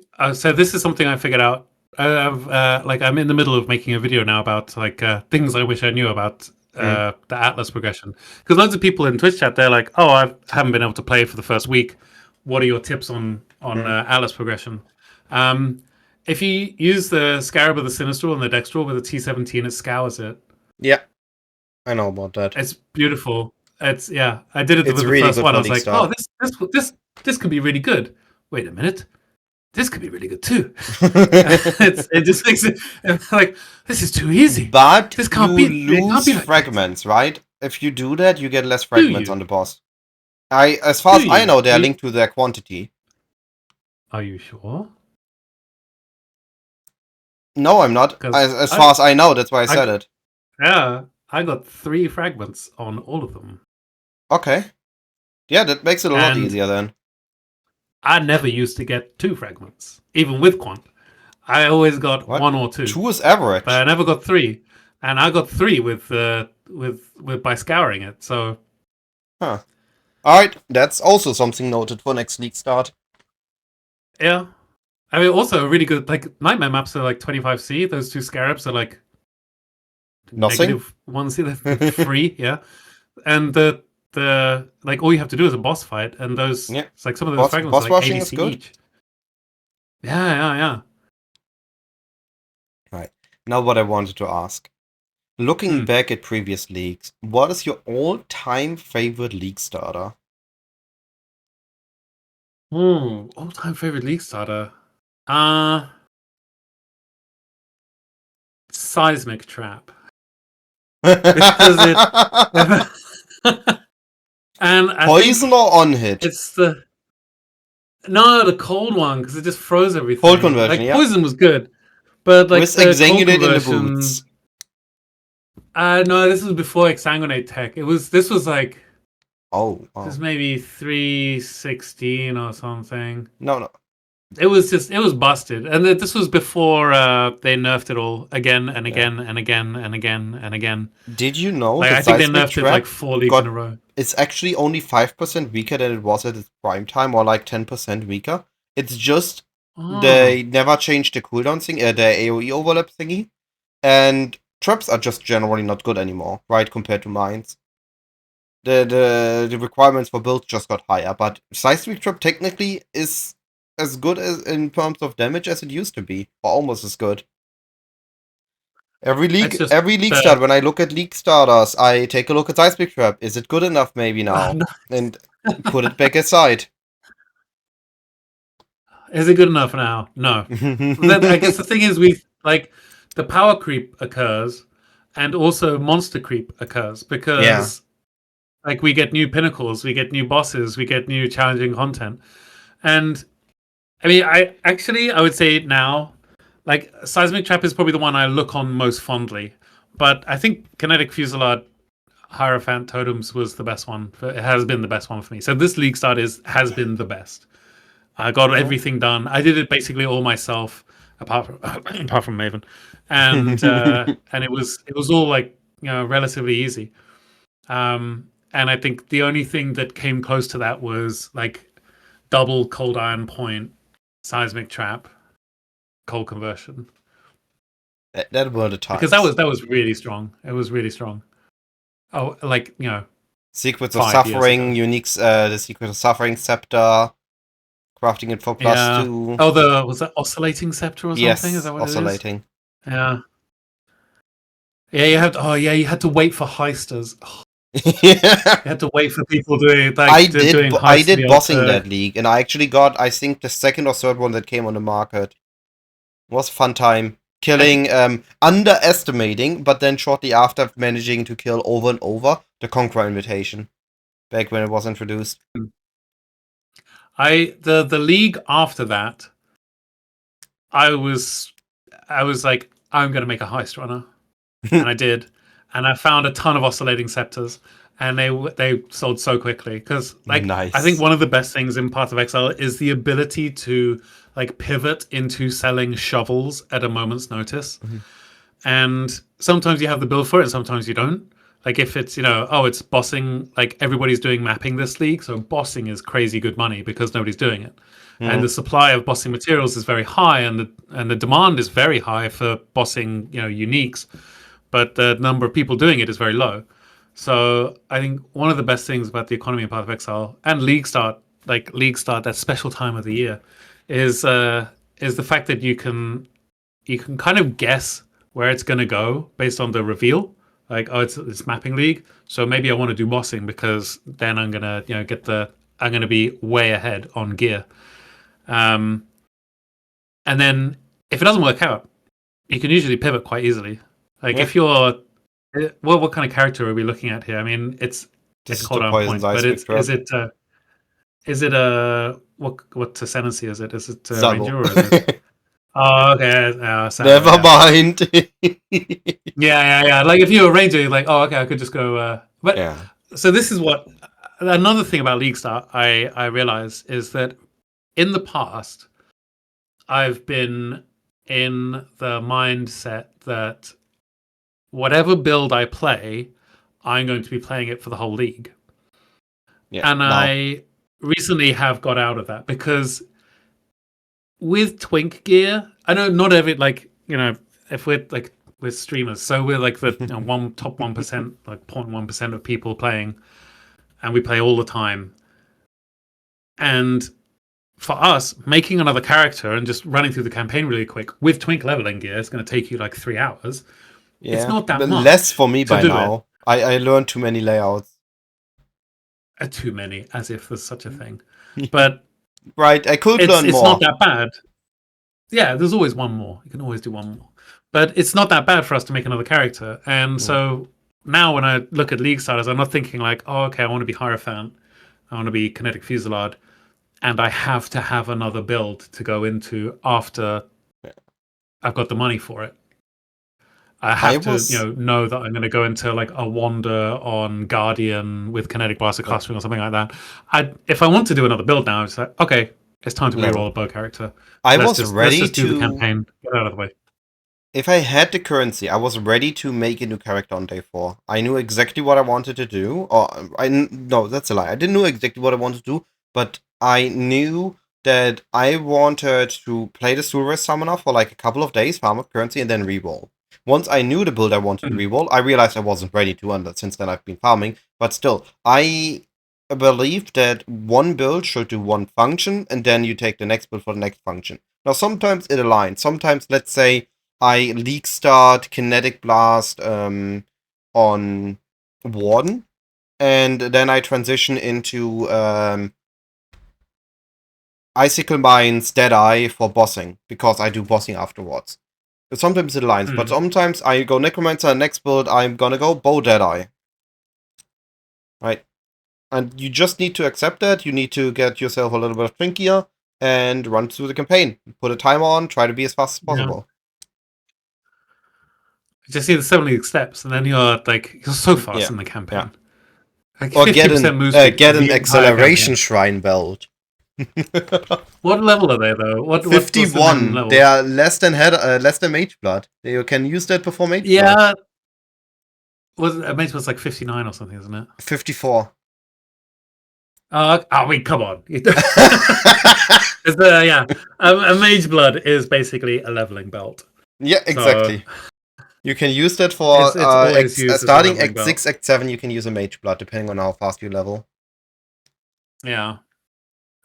I think, and leveling is going to be really, really strong this league as well, because there's so many extra things that we got, like all the Foulborn. I need to learn those. Oh boy. Those secrets, campaign secrets, I gotta learn those. There's a Jung video where he does, I think he does campaign in like an hour and 15 minutes or something with leveling gear. And it's good. It's good. You should There's the Havoc video where he does level 100 in a couple minutes. Yeah, but Jung does it on his own. He doesn't have anyone else. That's still an insane feat. And he does it on the stream as well. So he does it whilst talking to chat as well. So but I think the stuff that Jung's using, it's like I think you can still get it. It's all like keepers, basically Powerborn unique. Yeah, I think it was Poet's Pen, and you just kinetic fusillade or something, and you trigger your teleport skills. Yeah, that's insane. That's it. I think I used it as well. I'm just gonna go classic bows if I level anything bottom left, or I'm gonna Firecaster. I usually go very simple when I Twink level. Last league, I needed an Elementalist. I just took an Ash Colors, 7 league steps, and a Skin of the Loyals with the quality. And that was my only Twink gear. It was enough to get me in a sub 3 hour campaign. Nice. Actually, the Jung video with Kinetic Fusillade and Poe's Pen, that was what put me onto Kinetic Fusillade in the first place. I was like, I need to level a Twink. I need to level something. And I was looking around. I was like, oh, okay. I was playing something else, and I was looking at other leveling stuff. I was like, okay, well, I'm sure there's some new Jung leveling tech. And I looked at it, and I was like, okay, yeah. And I did it. And I was like, this is amazing, fantastic. And then afterwards, I was like, wait a minute. Kinetic Fusillade's really strong. Maybe I should make a build out of this. And then I didn't, but then eventually I did, and it was you did. It was all his fault. Yeah. Everything flows together. Right. Jung Grown basically is subscribed to every build maker in the entire Path of Exile community. There's people who are they have 10 subscribers on YouTube, and Jung is one of them because they make builds. So if you have made a build, he's probably subscribed to your YouTube as well. Now I'm more a build refiner than a build maker.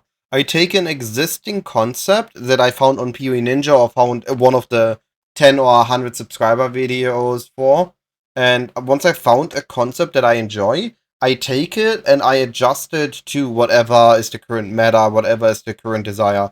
So when I knew I wanted to make a Blade Vortex build, I looked at a couple of Blade Vortex guides, or last week I knew I wanted to make a build with Herald of the Hive and with Barracks, with the double explode Barracks wing. Those were my requirements for the build. And I found that I was either Pensprint or Blade Vortex, looked at a bunch of videos, looked at a bunch of POBs, and then I made my variant of the Elementalist Blade Vortex build, and it ended up being an absolute beast for the league. The one mirror double Barracks ring. What do you mean? I bought it for 40 divines. You bought it, but at the end of the league it was one mirror. And yeah, because it's legacy now. It's legacy now. But does it exist in this league? Because you can still get the uniques, one, right? You only get one explode. You don't get double explode. They removed one of the mods. Oh, did they? Oh, okay. Yeah. The fire explode is gone. You can only get lightning explode now. Okay. That's why it went up to a mirror, because it's legacy. Explode. I have a legacy item now. But I'm very happy forever with all your mirrors. I bought mirrors. I always use them up. I have one mirror in standard. Okay. The first mirror I self-farmed is my one mirror that I have in standard. Oh.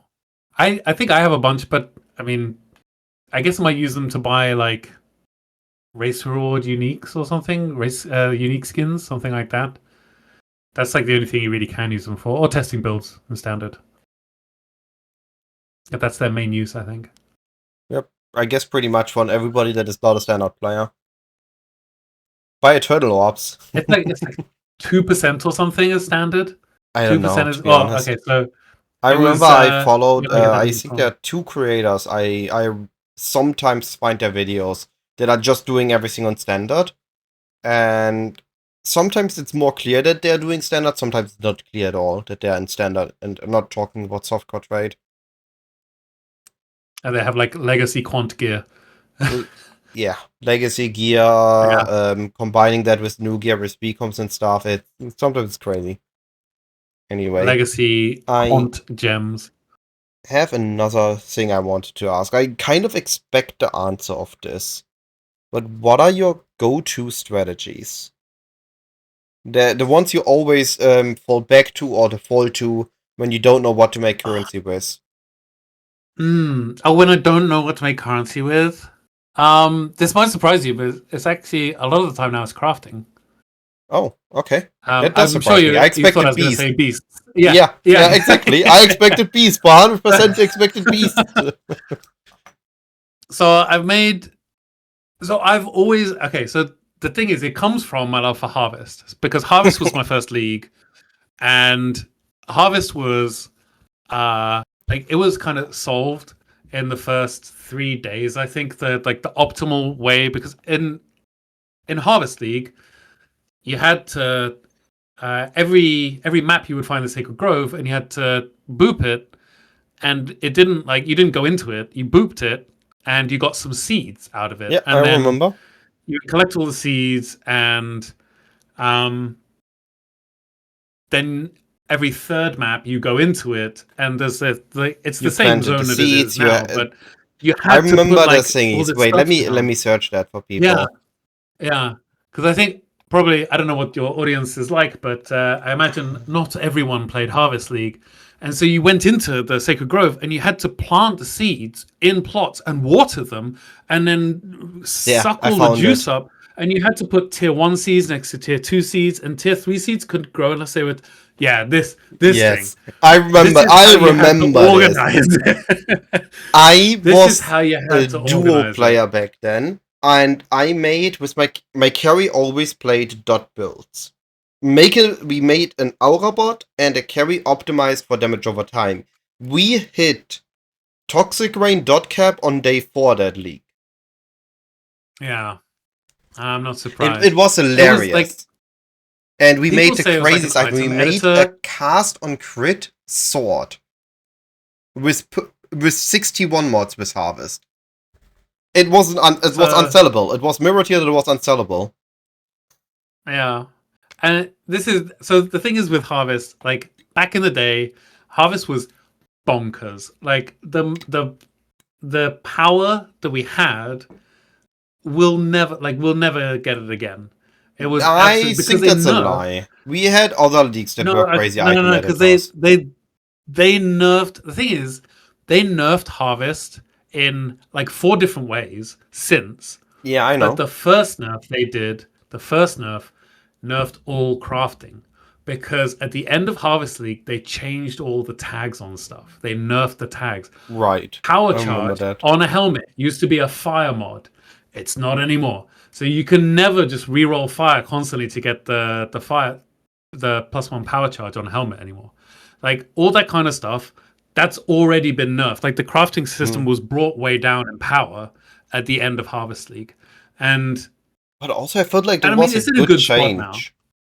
Like, yeah. Whenever we have an absolute busted league that has one busted thing, like Harvest Crafting, like Affliction Currency Farming, I'm very happy we had one league with that. It was amazing. I had fun. Please never again. I mean, nobody wants to go back to the graveyard again. Nobody wants to. I always feel like when there's something broken, something cool, I had fun with it for one league, but if it stays, it's gonna ruin the economy long term, because we already know the most broken way to abuse it. And this whole Harvest thing, it was like when I was engaging in the mechanic, I was like, oh, this is really good. And I didn't have like a huge amount of game knowledge at the time. So I was getting comfortable with tags and I was getting comfortable with the crafting system in general. And so for me, figuring out how Harvest worked was like the deepest kind of, because it was the first league back for me since closed beta. So it was the game had gone like completely crazy in a completely crazy direction. I'd never expected it was going to go there, and it was amazing. And Harvest was like this crazy, insanely good crafting system, and I was like, I was scratching like tier 16s on the surface at that point. And by the end of the league, I was like, oh, I'm just really, really getting into it. And I remember somebody, you used to have to trade all your Harvest crafts through Discord, TFT. trade Discord. That's how it started. And the Forbidden Trove. And you would like buy, like, oh, I want a Fiery Forge or something. And I bought one, and it was from a guy, and he said, oh, it got this mod on it. And I was like, okay, well, here's my 20 chaos or whatever. And he's like, yeah, do you want me to just roll it like 8 more times for you? I was like, oh, I don't have the currency for that. He's like, no, I've got like 500 crafting benches in my quad tab. And I didn't know that you could take the crafting benches out. I didn't know what a quad tab was. And it just blew my mind that this guy had like just this insane wealth of resources that I I was like, I was just scraping together like seeds. I was buying them from people who had made groups in like, when you create a group, like you can make it public. And people made public group and then named the group the thing that they were trading. Yeah, I remember. I was buying seeds that way. I wasn't even buying them through the trade site, which you could have done as well. And so I was just scratching the surface. So Harvest for me was always like one of my first like passions in Path of Exile. And so and then we had Heist League and we didn't have Harvest, and that sucked because I was planning a lot of crafts around Harvest for when it came back. And so we went for a league without it. And then when it came back, I was like, this is fantastic. I'm going to figure out a ton of stuff. And so I spent a lot of the next league. I can't remember what that league was. Was it Ultimatum, I think, or Ritual? I think after Harvest came Ultimatum, and then it came Heist, and then Heist Harvest returned. No, wait. No, I think it was... No, it came Heist, and the league after was... Ultimatum or Ritual. Not Ultimatum, it was Echoes. Ritual and the Echoes of the Atlas, which introduced Maven, because that was the league Harvest returned. I think that was it. As soon as Harvest returned, I spent a ton of time I probably spent more time in Craft of Exile than in the game, and I figured out a ton of like different things, like if you get a eye level 68 Craft to of Exile 75, is that old? Holy. Yeah. Getting like a eye level 68 to 75 projectile 4 passive cluster, reforging caster or attack, you'll very quickly land on eye to iron repeater, and that's always worth like 60C or something, but it costs you 10C in materials. So I was doing lots and lots of these things, and eye to iron repeater was always like a really sought after combat. But I was doing lots of different cluster crafts and just other things, other like sort of quote unquote profit crafts. And so when I really don't know what to do, I start doing some of those. Nice. And it's like, I feel like I can't do it on stream either, because then it becomes very quickly unprofitable. Yeah. And everybody's like, oh, that's a really easy way to make money. I was like, yeah. Yoink. Why now? Yeah, exactly. And that's so when I don't know what to do, I use crafting, I guess, as like kind of like a meditative like thing to do in order to figure out the next strat. And Neat. My boots, the boots I'm wearing in game right now, are a really good example of this. So What's I'm your just character wearing a KF underscore something underscore Hero Pants? Oh, Hyro Pants. KF Hyro Pants. Yeah. Your boots you're wearing. Okay, we're looking. Armor Life. So those are not the boots I'm wearing right now. So the boots I'm wearing. This is from, is this day one? Okay. Yeah. So the boots I'm wearing right now. Now these are very easy to make boots. It's Fractured Life, there's a chaos res on there. There's a cold res on there, and then there's move speed. Oh, and life regen. So all I did to get these is I got fractured boots. I chaos res spammed until I hit T1 res. I needed cold, so I harvest swapped into cold. I looked the suffixes, and then I looked up how much veiled exalteds were, and when I had stopped fainting, I looked up how much veiled chaos were, and so I bought one of those, and then I used it, and then I knew that basically you always unveil speed if you block one prefix. So I blocked a prefix, unveiled movement speed if you haven't been hit recently, which is fine. Onslaught would have been the best, but whatever. And then I exalt slammed and got 20% increased life regen, and I crafted on the increased armor and evasion. But when I was making those boots, the first thing I wanted to do was I want to get a fractured pair of paladin boots. Paladin boots are the best armor ES combo, and fractured 125 plus fractured life on paladin boots was 8 divines on trade, and a fracturing orb was 100 chaos. That doesn't make any sense. They were 40 chaos on day 2. They were so cheap. I mean, they're still they're really cheap now, right? They're still what are they? They're 1 div now. But if you go for these boots, if you had 100 pairs of boots and they all had T1 life on them, 125 plus, and you fractured 100 pair of boots, you get 25 fractures at 125 life. Not it's so I started making a bunch of boots with just fractured because it's a 1 in 4, but it costs 1 div to make maximum, and they're 8 div. So I just listed a bunch of them for 7 divines. And another thing I noticed was how expensive chaos essences were. They're like 6.5 C. So one of my strats today was farm essence. Was essence farming. Neat. And another also with the essence farming, I was like, oh yeah, those veiled exalts were incredible. They were like 1,500 chaos. So I'm going to throw in a bit of Jun as well. I'm going to throw in some betrayal and see if I drop a medallion, which we did. So just doing the crafting told me how much the crafting materials were, how ridiculous. And that told you what strats were good. The crafting materials were, and that helped me figure out maybe I want to try it out, and I did. And I mean, essence farming is good, but it's not great. All right. But yeah, so crafting is a really good strat. Obviously, beasts I love. Beasts are fantastic.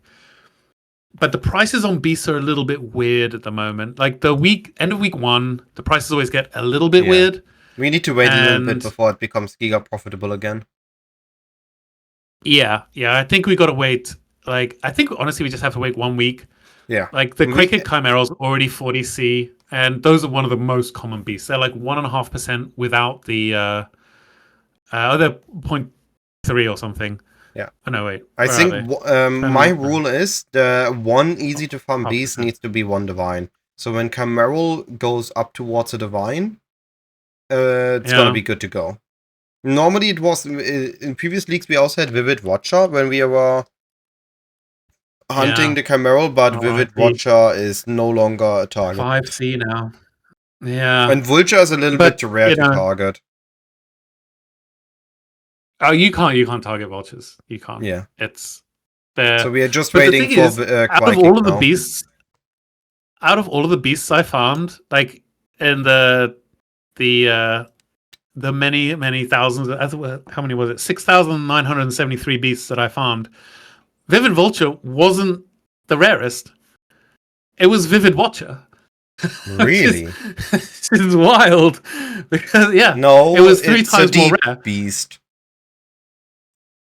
Yeah, but I didn't have any. No. I didn't have any. I understand, but you said it is wild. I just did a very bad pun there. Oh, very bad pun. As a dad, I approve. Right. But yeah, it's. I think it's going to be really, really strong this league as well because there's so many crafting things that are going to be going on. that I think like week 2, beast farming is going to be nuts. I think it's going to be But, end of week 2, not start of week 2. But yeah, I agree. Isn't Oh this yeah, end also week 2. going Yeah, up? absolutely. Yeah.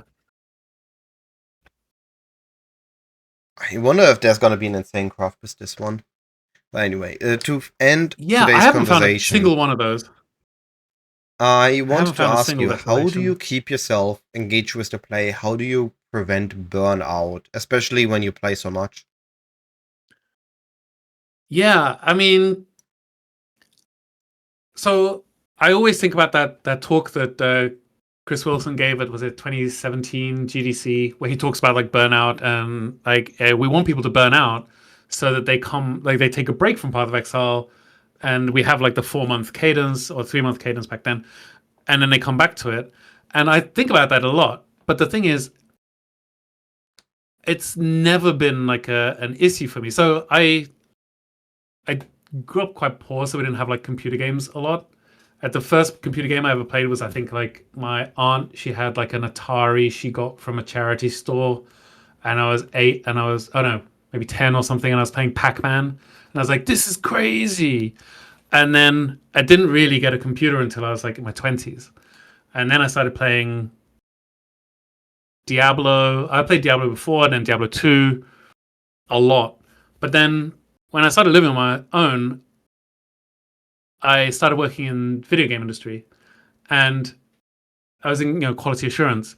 And there you're not playing there, you're testing, but you're testing the same game day in day out. It's the first industry.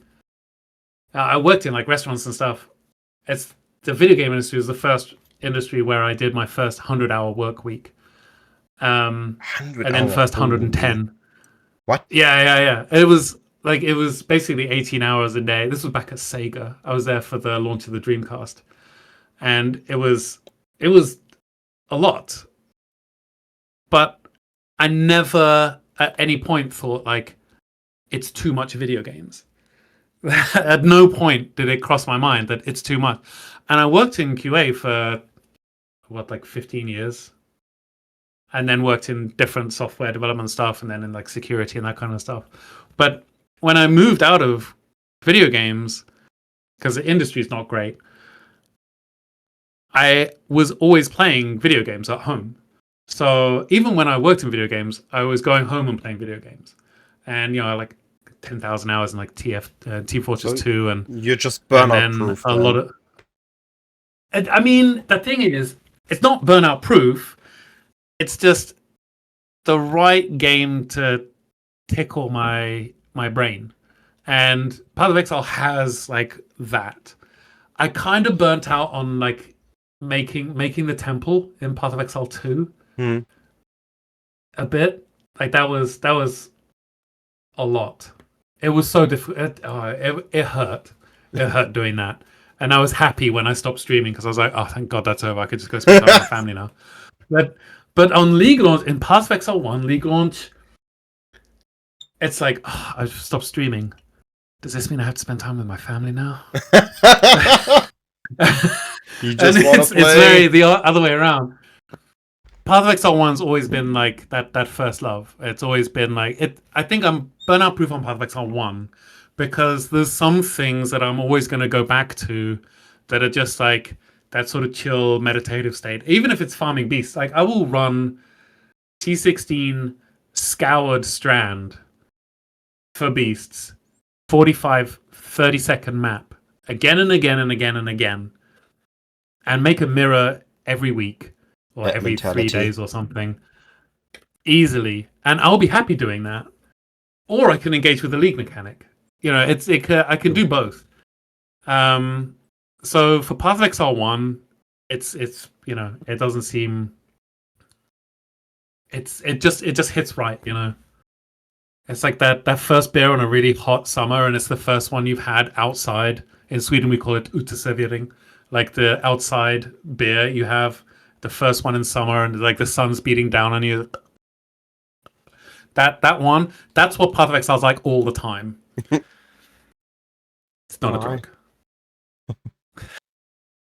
Yeah. But it's definitely it's not just the right surely. Sorry? Definitely not addicted to Path of Exile. No, not at all. No. I can quit whenever I want. I just don't want to. There's always some other, and this is like this, it comes kind of back to the spreadsheets and figuring stuff out. It's like there's always something new and interesting because of the league, league cadence.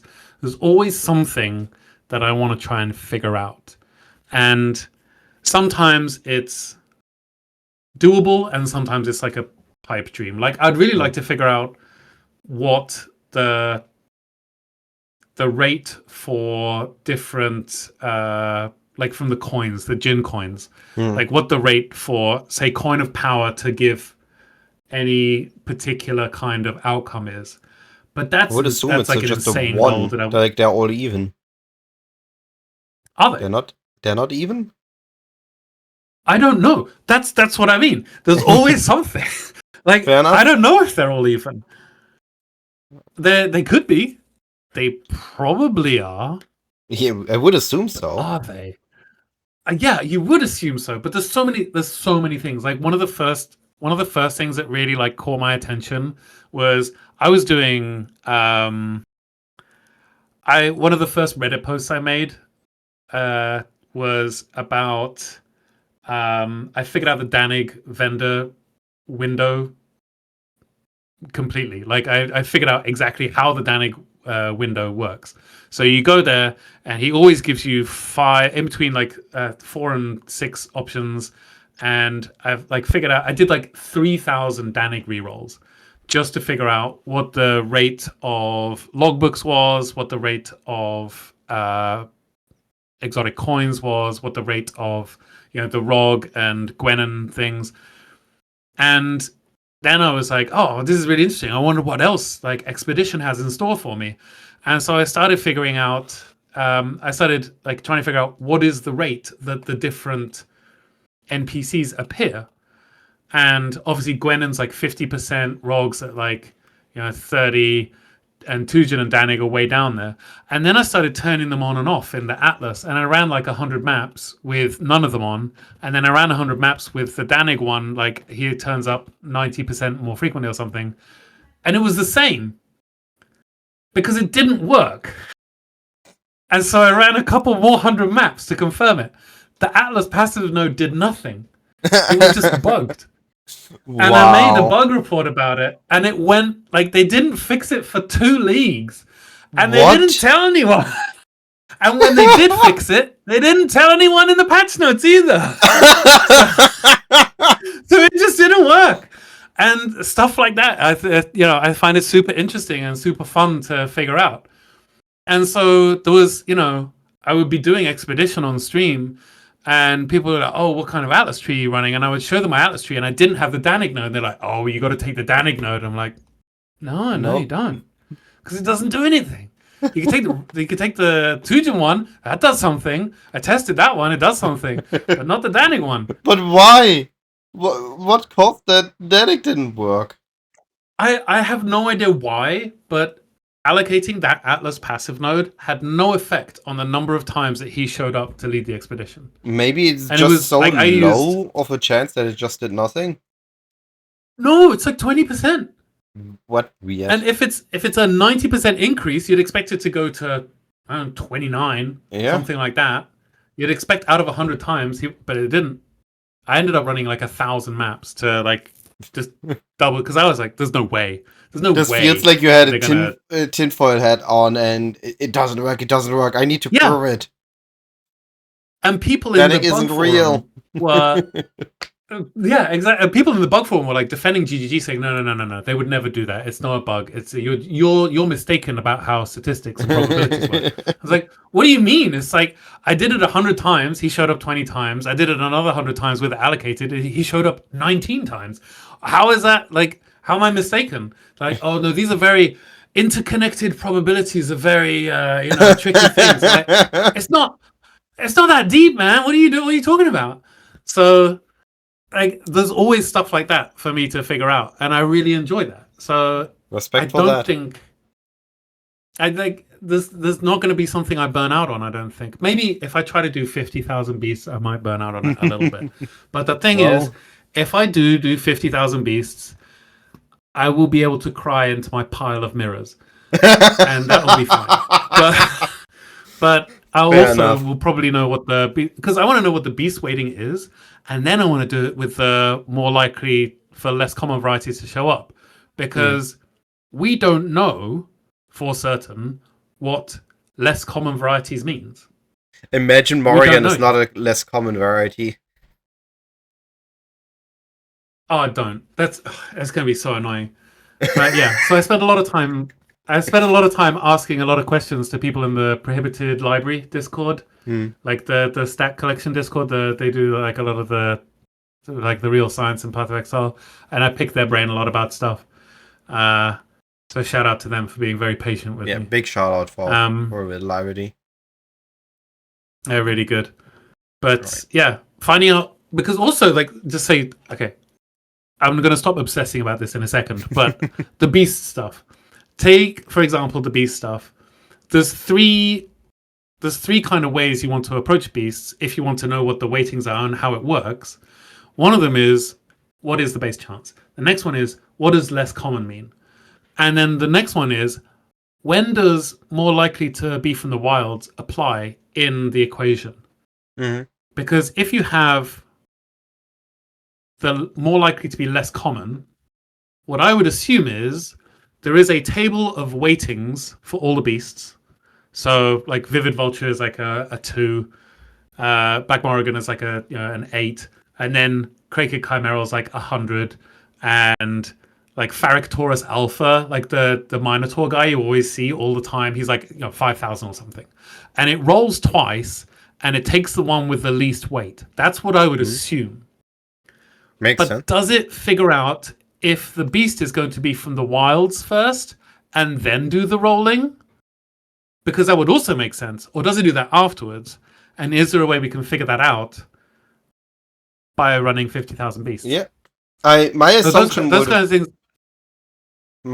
would have Mhm. been that the chance for the whites just improves their weighting, and then the weighting is compared. I would assume it would roll for where they're from first, and then it would do the more common or less common. Yeah, that's what I mean. Or but maybe but no, but then it would say, oh, it's definitely from the wilds. So I'm only going to roll within the wilds. Hmm. But what you say also makes sense as well. And I don't know if there's a way we can definitively test that, but I know I definitely want to investigate like what is the chance for beasts and what is the less likely thing. That I know I can do this league, so I probably will. All right. This has been an absolutely amazing conversation. I am sad I need to cut it short, but I do need to be up running early Oh yeah, tomorrow. it's been 2 hours. So, no, I really appreciate this. I had a blast. I would love to have you Me here too. again. Me Like, too. it was a very, very interesting. I learned a lot of things. So, for everyone still watching, if you are interested in spreadsheets, please follow this buddy.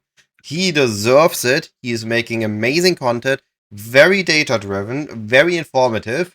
Give him a follow on Twitch, subscribe on YouTube, join his Discord, annoy him with questions. He's gonna love it. Do ask me questions because I enjoy being able to spread the knowledge. And I mean, follow Cyclone if you're not already. Give this video a thumbs up and like him and subscribe to him as well. All that being said, have a lovely day, and I'll be seeing you in my next video or live stream. Goodbye.